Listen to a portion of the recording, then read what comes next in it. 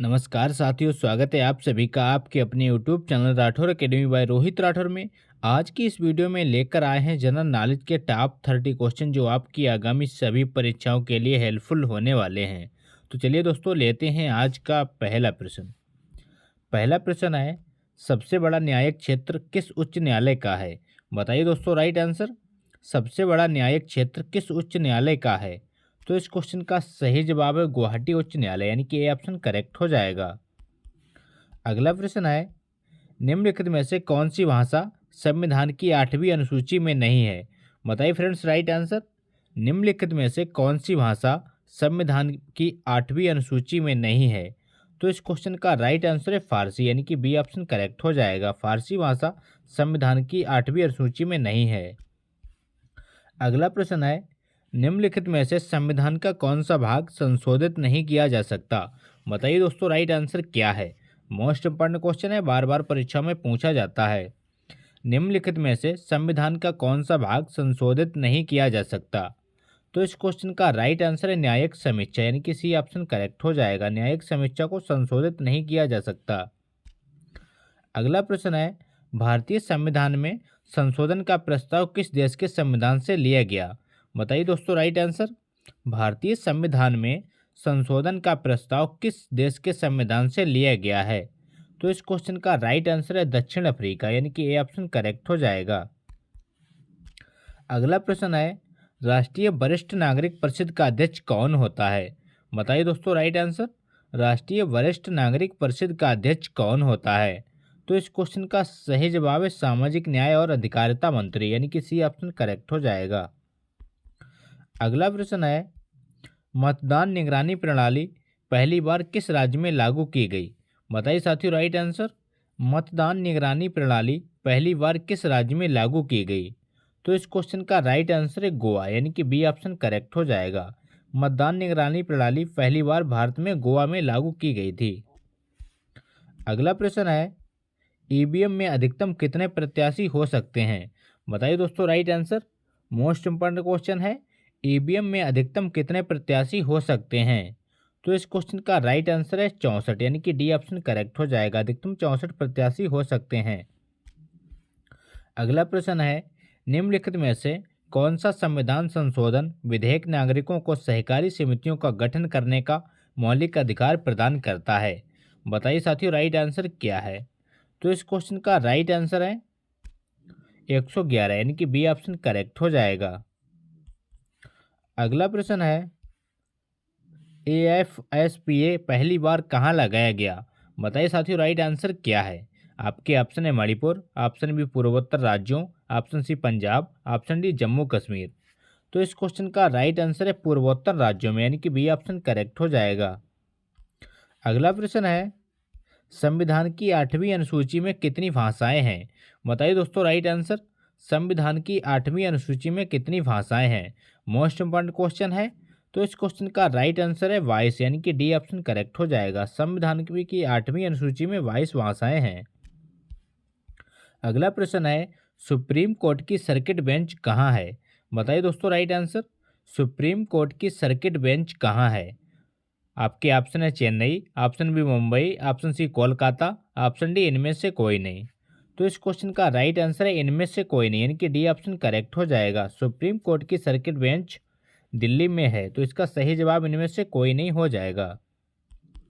अगला प्रश्न है, प्रधानमंत्री का 15 सूत्रीय कार्यक्रम निम्नलिखित में से किसके लिए है? बताइए साथियों राइट आंसर। प्रधानमंत्री का 15 सूत्रीय कार्यक्रम निम्नलिखित में से किसके लिए है? तो इस क्वेश्चन का राइट आंसर है अल्पसंख्यक, यानी कि बी ऑप्शन करेक्ट हो जाएगा। अगला प्रश्न है, भारतीय राष्ट्रीय एकता परिषद का अध्यक्ष कौन होता है? बताइए दोस्तों राइट आंसर। भारतीय राष्ट्रीय एकता परिषद का अध्यक्ष कौन होता है? तो इस क्वेश्चन का राइट आंसर है प्रधानमंत्री, यानी कि ये ऑप्शन करेक्ट हो जाएगा। प्रधानमंत्री भारतीय राष्ट्रीय एकता परिषद का अध्यक्ष होता है। अगला प्रश्न है, भारत के प्रधानमंत्री का आवास 7 रेस कोर्स रोड साधारण रूप से किस नाम से जाना जाता है? बताइए साथियों राइट आंसर। तो इस क्वेश्चन का राइट आंसर है पंचवटी, यानी कि डी ऑप्शन करेक्ट हो जाएगा। अगला प्रश्न है, निम्नलिखित में से किस शब्द का भारत के संविधान में कोई जिक्र नहीं है। बताइए दोस्तों राइट आंसर। निम्नलिखित में से किस शब्द का भारत के संविधान में कोई जिक्र नहीं है? तो इस क्वेश्चन का राइट आंसर है बजट, यानी कि सी ऑप्शन करेक्ट हो जाएगा। बजट का भारतीय संविधान में कोई जिक्र नहीं किया गया। अगला प्रश्न है, भारत में प्रशासन की बुनियादी क्षेत्रीय इकाई निम्नलिखित में से कौन सी है? बताइए दोस्तों राइट आंसर। भारत में प्रशासन की बुनियादी क्षेत्रीय इकाई निम्नलिखित में से कौन सी है? तो इस क्वेश्चन का राइट आंसर है जिला, यानी कि डी ऑप्शन करेक्ट हो जाएगा। अगला प्रश्न है, निम्नलिखित समिति में कौन सी त्रिस्तरीय पंचायती राज प्रणाली की सिफारिश करने के लिए जानी जाती है? बताइए दोस्तों राइट आंसर। निम्नलिखित समितियों में से कौन सी समिति त्रिस्तरीय पंचायती राज प्रणाली की सिफारिश करने के लिए जानी जाती है? तो वो है बलवंत राय मेहता समिति, यानी कि बी ऑप्शन करेक्ट हो जाएगा। अगला प्रश्न है, भारतीय संविधान के अनुसार नई अखिल भारतीय सेवाओं की शुरुआत निम्नलिखित में से किसके द्वारा हो सकती है? बताइए दोस्तों राइट आंसर। भारतीय संविधान के अनुसार नई अखिल भारतीय सेवाओं की शुरुआत निम्नलिखित में से किसके द्वारा हो सकती है?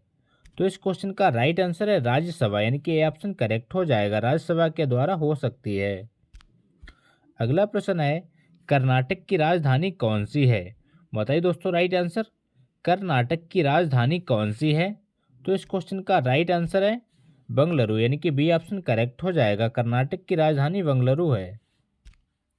अगला प्रश्न है, हसन निजामी और फकीह मुदब्बिर किसके दरबारी कवि थे? बताइए दोस्तों राइट आंसर।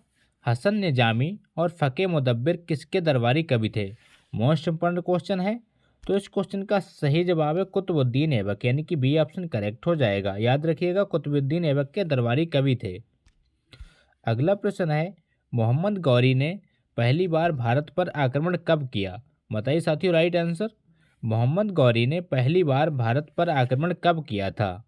तो इस क्वेश्चन का सही जवाब है 1175 में, यानी कि ए ऑप्शन करेक्ट हो जाएगा। 1175 ईस्वी में मोहम्मद गौरी ने पहली बार भारत पर आक्रमण किया था। अगला प्रश्न है, किसके काल को मुगल चित्रकला का स्वर्ण काल कहा जाता है? बताइए दोस्तों राइट आंसर। किसके काल को मुगल चित्रकला का स्वर्ण काल कहा जाता है?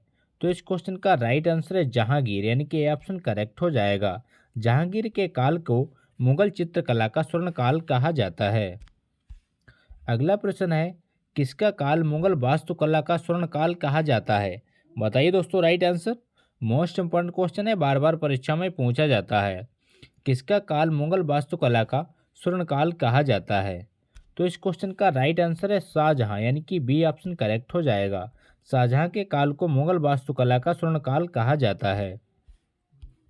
अगला प्रश्न है, मोहम्मद बिन कासिम ने भारत पर आक्रमण कब किया? बताइए दोस्तों राइट आंसर। मोहम्मद बिन कासिम ने भारत पर आक्रमण कब किया था? तो इस क्वेश्चन का सही जवाब है 712 ईस्वी में, यानी कि डी ऑप्शन करेक्ट हो जाएगा। अगला प्रश्न है, लिंगराज मंदिर किस प्रदेश में है? बताइए दोस्तों राइट आंसर। लिंगराज मंदिर किस प्रदेश में है? तो इस क्वेश्चन का राइट आंसर है उड़ीसा, यानी कि डी ऑप्शन करेक्ट हो जाएगा। लिंगराज मंदिर उड़ीसा में स्थित है। अगला प्रश्न है, नटराज की कांस्य मूर्ति किस वंश से संबंधित है? बताइए साथियों राइट आंसर। नटराज की कांस्य मूर्ति किस वंश से संबंधित है? तो वो है चोल वंश, यानी कि बी ऑप्शन करेक्ट हो जाएगा। चोल वंश से संबंधित है नटराज की कांस्य मूर्ति। अगला प्रश्न है, अमोघ वर्ष किस वंश से संबंधित था? बताइए साथियों राइट आंसर। अमोघ वर्ष किस वंश से संबंधित था? तो इस क्वेश्चन का सही जवाब है राष्ट्रकूट, यानी कि बी ऑप्शन करेक्ट हो जाएगा। अमोघ वर्ष राष्ट्रकूट वंश से संबंधित था। अगला प्रश्न है, ब्रिटेन की रानी एलिजाबेथ प्रथम किसके समकालीन थी? बताइए दोस्तों राइट आंसर। ब्रिटेन की रानी एलिजाबेथ प्रथम किसके समकालीन थी? तो वो थी अकबर के, यानी कि सी ऑप्शन करेक्ट हो जाएगा। अगला प्रश्न है, 2600 ईसा पूर्व से 1900 ईसा पूर्व तक भारतीय उपमहाद्वीप के पश्चिम में कौन सी सभ्यता रही? बताइए दोस्तों right answer. Most important question है। तो इस क्वेश्चन का सही जवाब है सिंधु घाटी सभ्यता, यानी कि ये ऑप्शन करेक्ट हो जाएगा। अगला प्रश्न है, हर्षवर्धन के राज्य का समयकाल क्या था? बताइए दोस्तों राइट आंसर। हर्षवर्धन के राज्य का समयकाल क्या था? तो इस क्वेश्चन का राइट आंसर है 606 से 647 ईसा पूर्व, यानी कि डी ऑप्शन करेक्ट हो जाएगा। तो ये थे दोस्तों आज के मोस्ट इंपॉर्टेंट क्वेश्चन। अगर वीडियो अच्छा लगा हो तो लाइक करें, दोस्तों के साथ शेयर करें और चैनल पर नए हो चैनल को सब्सक्राइब करना ना भूलें।